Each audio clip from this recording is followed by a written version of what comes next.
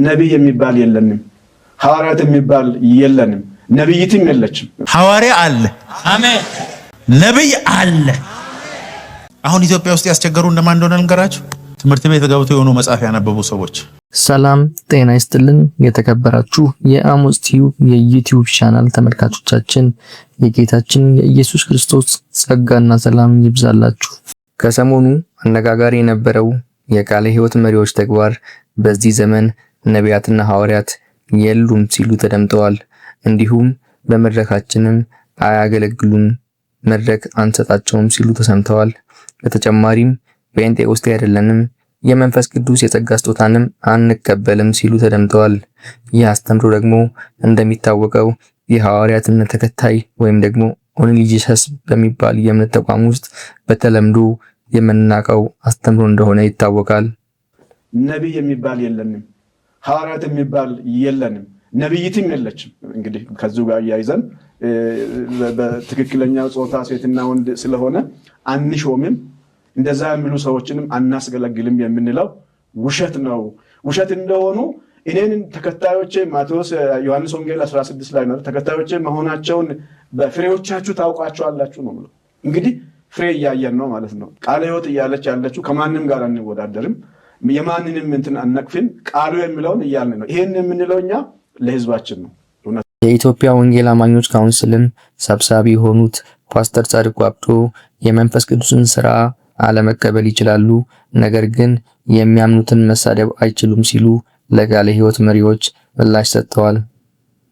ጴንጤቆስጤ አይደለሁም ብሎ የጴንጤቆስጤ ልምምድ አስተምሮ መሳደብ ግን አይችሉም። ተገቢውን መልስ እንሰጣቸዋለን። ፓስተር ጻድቁ አብዶ አክለውም ሐሰተኞችን መቃወም ተገቢ ነው፣ ነገር ግን ደህናውንም አገልጋይ ጨምሮ መኮነን አግባብ አይደለም ሲሉ ምላሽ ሰጥተዋል። አሁን ሁለት አይነት ነው። ስህተትን መቃወም አንድ ነገር ሆኖ አብሮ ደህናውንም ጨፍልቆ ለማየት መሞከርና የራስህን የስነ መለኮት አስተሳሰብ ካኖን መጽሐፍ ቅዱስ ተሟልቶ በእጃችን ከገባ በኋላ የጸጋ ስጦታዎች ቆመዋል የሚለው ከአባቶች እንኳን እኮ ለመጀመሪያ ጊዜ በሐዋርያት ዘመን ከሐዋርያት በኋላ ሲስ አድርጓል ያለው ማን እንደሆነ እኛ እናውቃለን። ያላሉ ደግሞ አሉ።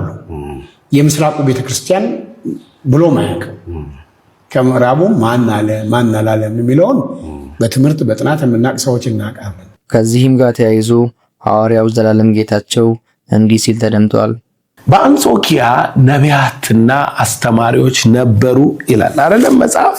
አንጾኪያ ባለችው ቤተክርስቲያን ነቢያትና መምህራን ነበሩ ይላል። ቸርች ውስጥ ነቢያት ነበሩ ማለት ነው። ሐዋርያው ዘላለም ጌታቸው እንደተናገሩት ከሆነ እናንተ ኪዳንና ዘመንን አታውቁም በማለት የእውቀት ልዩነት እንዳላቸውም ጠቆም አድርገው አልፈዋል። ሐዋርያ ነኝ ካለ አንድ ሰው መለኪያውን ጠይቀው። ኢየሱስን በስጋ አይታል። ኢየሱስ በስጋ የለም። የት ሊው ኢየሩሳሌም ሊሄድ የት ሊሄድ? ችግር ምንድነው? ኪዳንና ዘመን አታውቅም። ኢየሱስ በስጋ ያለበት ጊዜ አይደለም። እንኳን እኔ ጳውሎስ በስጋ አላየው። ስለዚህ ጳውሎስ ምን አለ? ክርስቶስን በስጋ ያወቅን ብንሆን ከእንግዲህ ወዲህ እንደዚህ አናውቀው። በዚህ ዘመን በኢትዮጵያ በሐዋርያነት ጸጋ በማገልገል ከሚታወቁት ዋነኛው የሆነው ሐዋርያው ታምራት ታረቀኝ ይህ ትምህርት የሚያስተምሩ ሰዎች ጸጋ ስለሌላቸው ነው እንጂ ጠንቅቀው ያውቃሉ። እኛ ደግሞ እንናገራለን ሐዋርያም ነብይም አለ ሲሉ ተደምጠዋል። ሐዋርያ አለ አሜን ነብይ አለ። አሁን ኢትዮጵያ ውስጥ ያስቸገሩ እንደማን እንደሆነ ልንገራችሁ። ትምህርት ቤት ገብተው የሆኑ መጻፍ ያነበቡ ሰዎች፣ እሳት የሌላቸው ሰዎች፣ የእግዚአብሔር መንፈሳዊ አሰራር የማያውቁ ሰዎች ማይሉት ነገር የለም። አጋንንት ማስወጣትን ይተቻሉ፣ ትንቢትን ይተቻሉ። አሁን አጋንንት የጀመረው ልንገራችሁ። አጋንንት የለም፣ ትንቢት የለም፣ ሐዋርያ የለም፣ ነብይ የለም። ምንድነው ያለው? አስተማሪ ብቻ ነው ያለው። ኧረ እባክህ ለምን መሰለህ እንደዛ የሚለው? አለ ካለ እስቲ ትንቢት ነገር ሊባል ነው፣ አጋንንት አስወጣ ሊባል ነው። ስለዚህ እያለ የለም ብሎ ማስካድ ነው ያለበት። ወደ ላይ በወጣ ጊዜ ምርኮም ማረከ፣ ለሰዎች ስጦታን ሰጠ። አንዳንዶቹን ሐዋርያት፣ አንዳንዶቹን ነቢያት፣ አንዳንዶቹን መጋቢዎች፣ አንዳንዱ ወንጌላውያን፣ አንዳንዱ አስተማሪ አድርጎ ሾማቸው። ይሄ አምስቱ ኦፊስ ጌታ እስኪመጣ ይቀጥላል። መጋቢ ካለ ነብይም አለ፣ ነብይ ካለ ሐዋርያም አለ። እዛኛው ትምህርት የተጠመቁ አንዳንድ ሰዎች እያየው ነው ፊታችሁ ላይ ሐዋርያ አለ፣ አሜን፣ ነብይ አለ። ቅር አላቸው። ይበላችሁ እንደምንም በውሃ በለስላሳ ጠጧት። በመጨረሻም በኢትዮጵያ ወንጌል አማኞች ታሪክ ቃሉን በመስበክና በማስተማር የሚታወቁት ዶክተር ማሙሻ ፋንታ የራሳቸውን መጽሐፍ ቅዱሳዊ አቋማቸውን እንዲህ ሲሉ ተናግረዋል። ሐዋርያትና ነቢያት ቅዱሳት መጽሐፍት ተጽፈው እስኪያልቁ ድረስ ኦቶሪቴቲቭ የሆነውን ቅዱስ መጽሐፍ በመንፈስ ቅዱስ ተነድተው ለመጻፍና ለመስጠት የተሰጡ ስለነበሩ ቅዱሳት መጽሐፍት ተጽፈው ሲያልቁ ሁለቱ አገልግሎቶች ቆመዋል ብለው የሚያምኑ ሐዋርያትና ነቢያት በዚህ ዘመን የሉም። አያሳምነኝም።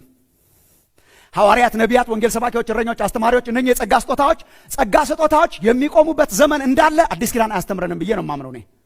ውድ የቻናላችን ቤተሰቦች ለዛሬ የነበረን ቆይታ ይህንን ይመስል ነበር። ቪዲዮ ከተመቻችሁ ላይክ እና ሼር አድርጉ። በቀጣይ እነዚህን የመሰሉ ቪዲዮዎች እንዲደርሳችሁ ቻናላችን ሰብስክራይብ ያድርጉ። ቸር ቆዩልን።